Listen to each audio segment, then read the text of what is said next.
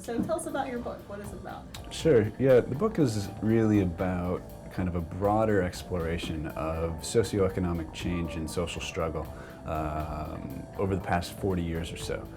In particular, in the book I'm trying to conceptualize the change towards what could be conceptualized as a free market ideology, as the dominant ideology in the world.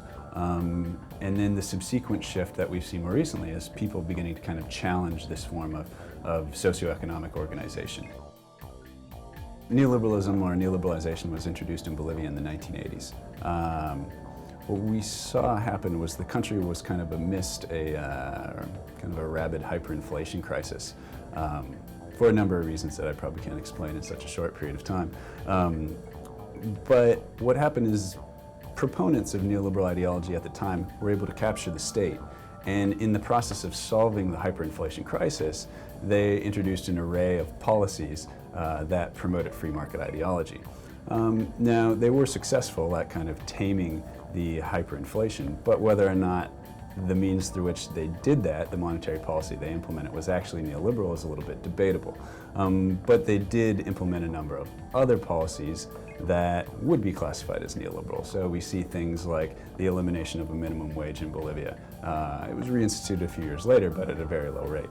We see things like the privatization of strategic sectors.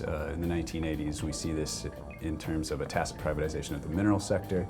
In the 1990s, we see this in terms of a tacit privatization of the oil and natural gas sector.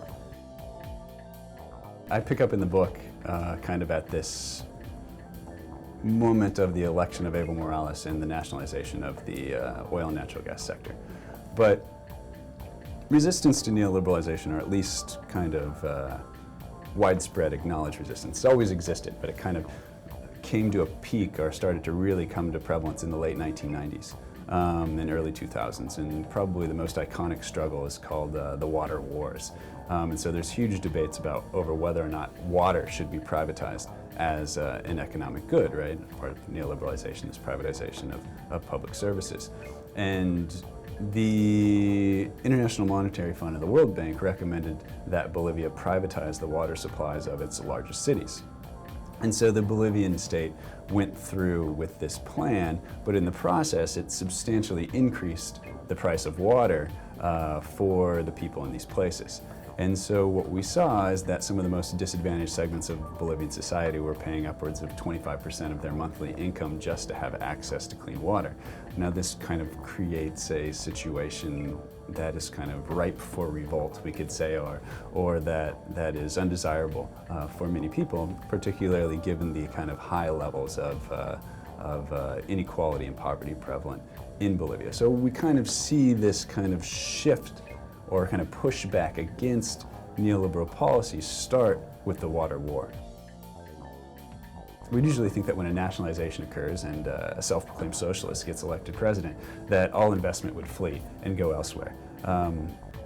But what's happened is there's kind of been this tacit, unacknowledged sort of alliance between the Morales government as a representative of the popular classes and transnational corporations.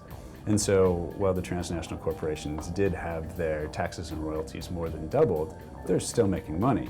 So now we have both the transnational corporations making money and the Bolivian state making money, and they kind of have been able to mutually benefit. To say that the Bolivian model should be implemented somewhere else, maybe not so much, right? It may work for them, but it may not work for somebody else. So there's not one model of development. There are many models of development. And so this is kind of my hesitancy around accepting the idea of a Bolivian model.